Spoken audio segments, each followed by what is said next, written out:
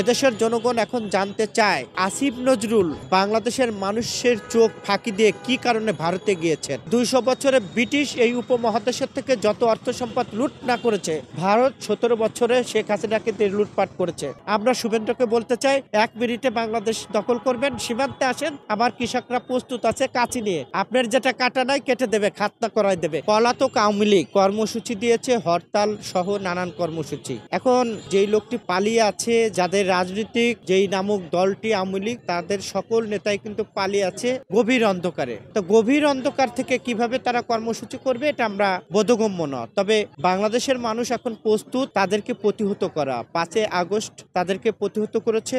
আবার যদি বাংলাদেশে কোনো ধরনের কোনো নৈরাজ্য সৃষ্টি করার চেষ্টা করে, বাংলাদেশ নিয়ে কোনো ষড়যন্ত্র করার চেষ্টা করে, বাংলাদেশের কোনো মানুষকে কোনো আঘাত করে, এই সকল অপকর্মের নৈরাজ্যের সঠিক জবাব এদেশের মানুষ ঐক্যবদ্ধ থাকে এদেরকে রুখে দাঁড়াবে। কাজেই এই হরতালের নামে ভারতে বসে বাংলাদেশ নিয়ে ষড়যন্ত্র করবেন, বলবেন হরতাল করবেন, এটা করবেন, সেটা করবেন, কর্মসূচি দিবেন। বুকে যদি সাহস থাকে, গত ১৭ বছরে আমরা যারা রাজনৈতিকভাবে মোকাবেলা করেছি, মামলা হামলা গুম আয়নাঘর নানান রকম স্বীকার করেছি এবং রুখে দিয়েছি, সেইভাবে বাংলাদেশে এসে মোকাবেলা করুন। গত ১৭ বছরের অপকর্মের দায় স্বীকার করুন এবং আইনের মাধ্যমে বিচার হোক। বিচারের পরে আপনাদেরকে রাজনীতির সুযোগ দেওয়া হবে কিনা সেটা এদেশের জনগণ সিদ্ধান্ত নেবে। ভারতে গিয়েছে কি কারণে বা কিসের জন্য সেটা এদেশের জনগণ এখনো জানে না। তবে এদেশের জনগণ এখন জানতে চায় আসিফ নজরুল বাংলাদেশের মানুষের চোখ ফাঁকি দিয়ে কি কারণে ভারতে গিয়েছেন।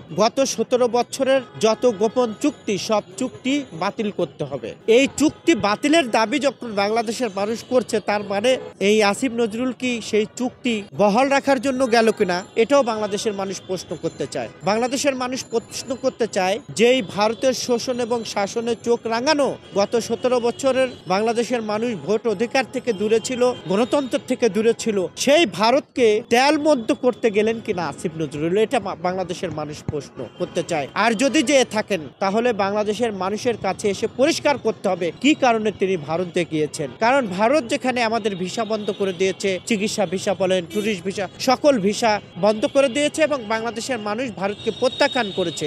এই প্রত্যাখ্যিত ভারতে যে উনি কি গোপন বৈঠক করেছেন সেটা বাংলাদেশের মানুষের কাছে প্রকাশ করতে হবে। যদি উনি প্রকাশ না করেন তাহলে বাংলাদেশের মানুষ ওনার বিরুদ্ধে আন্দোলন গড়ে তুলবে। ভারত গত ১৭ বছরে ব্রিটিশ শাসন করেছিল ২০০ বছর। ২০০ বছরে ব্রিটিশ এই উপমহাদেশের থেকে যত অর্থ সম্পদ লুট না করেছে, ভারত ১৭ বছরে শেখ হাসিনাকে লুটপাট করেছে। ভারতের বিজেপির নেতারা আমাদেরকে ভয় দেখানে ১ মিনিটে নাকি তারা বাংলাদেশ দখল করে নেবেন।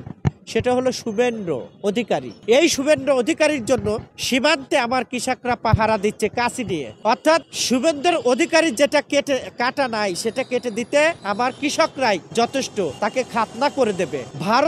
বাংলাদেশ হলো বীরের জাতি। বাংলাদেশ গোমূত্র খেয়ে বাহাদুরি দেখায় না। বাংলাদেশ যুদ্ধ করতে জানে, জীবন দিতে জানে, রক্ত দিতে জানে। বাংলাদেশের মানুষ সাহসী। পাকিস্তানের যুদ্ধ করে বাংলাদেশ হয়েছে। কাজেই ভারত আমাদেরকে যতই চোখ রাঙাক কাজ হবে না। ভারত আমাদেরকে চোখ রেখে শাসন শোষণ করতে পারছে না বিধায় ভারতের গায়ে জ্বালা, ভারতের শাসক দলের গায়ে জ্বালা।